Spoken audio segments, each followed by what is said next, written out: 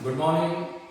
आज मैं आपको ऑटो साइकिल थर्मल एफिशिएंसी के बारे में पढ़ाऊंगा कि ऑटो साइकिल की थर्मल एफिशिएंसी कैसे निकालते हैं। डीजल इंजन साइकिल की थर्मल एफिशिएंसी के बारे में मैं वीडियो डाल चुका हूँ।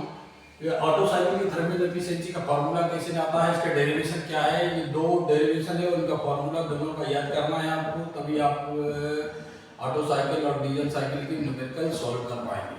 तो ऑटो साइकिल में सबसे पहले हम पी वी डायग्राम बनाएंगे। यहाँ पर पी वी डायग्राम, यहाँ पर है पी और यहाँ पर है वॉल्यूम को रिप्रेजेंट करते हैं।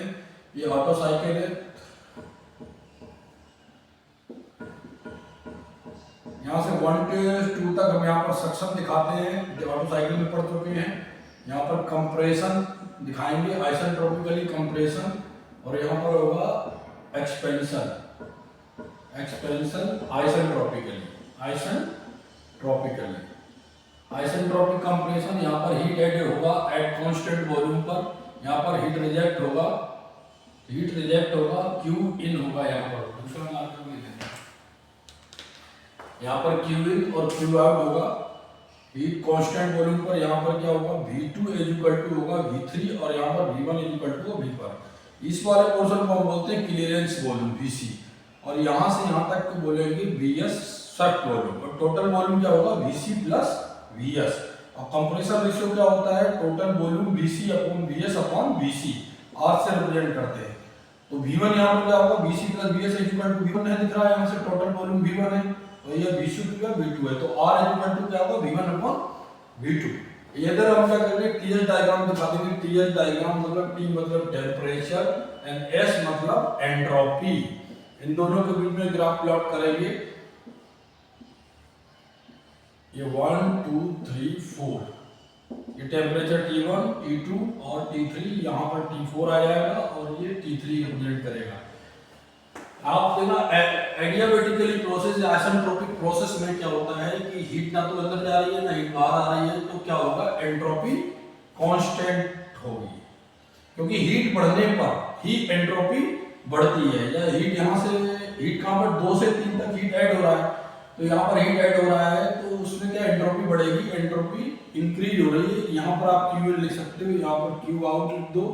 और 3 से 4 तक आइसेंट्रोपिकली कंप्रेशन है, आइसेंट्रोपिकली एक्सपेंशन है। तो यहाँ पर क्या हो रहा है, हीट बाहर जा रही है, तो ये एंट्रोपी घटेगी, और 3 से 4 में एंट्रोपी कांस्टेंट रहेगी।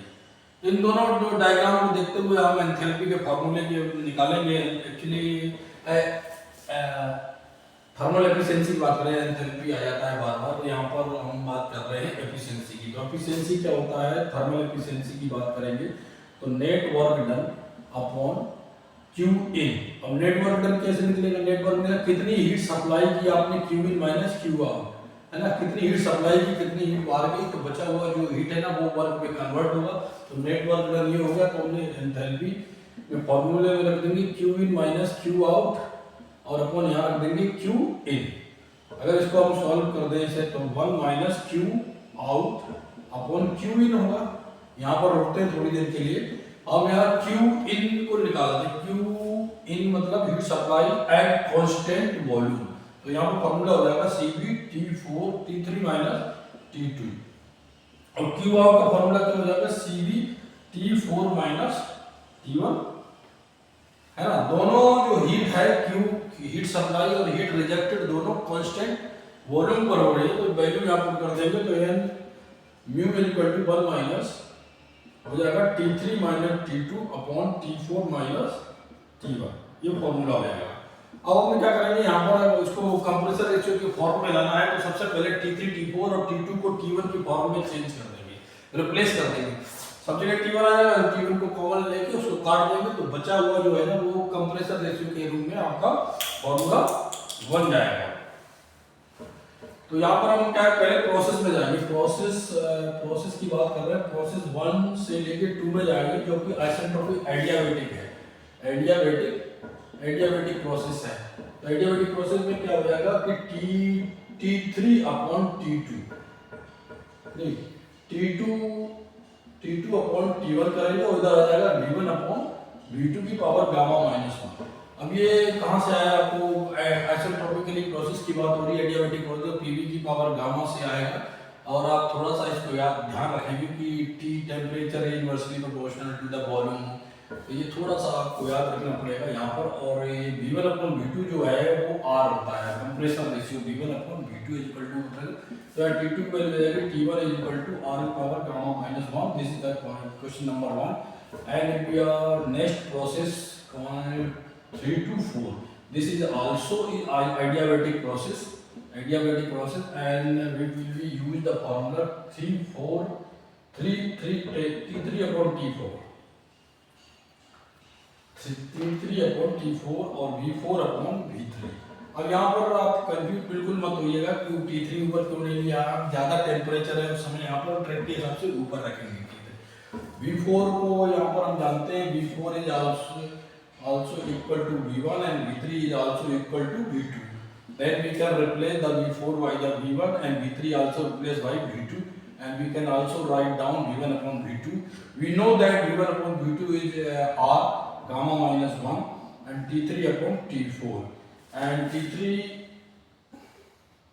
है ना, तो ये क्वेश्चन नंबर 2 हो जाएगा। और इन दोनों से अगर हम देखेंगे तो T3 upon T4 is equal to हो जाएगा T2 अपॉन T1।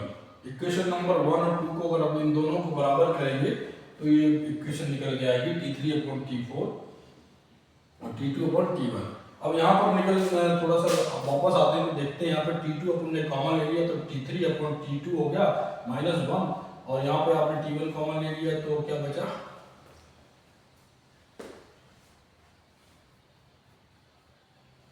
Q यहाँ उल्टा लिखा हुआ Q आउट, यहाँ पर T4 होगा, T4 माइनस T1 होगा और T3 नीचे होगा, T3 माइनस T2 ऐसा होगा। तो अब जब यहाँ पर सॉल्व करेंगे तो यहाँ पे आपने T1 कॉमन लिया तो T4 अपॉन T1 माइनस 1, और यहाँ पर T2 कॉमन ले लिया आपने तो T3 अपॉन T2 माइनस 1, और ये दोनों यहाँ से आप चेंज करोगे तो ये कट जाएगा, तो बचेगा इधर इधर करके देख लेते हैं, थोड़ा सा मिटा देता हूँ मैं, जगह बना लेते हैं।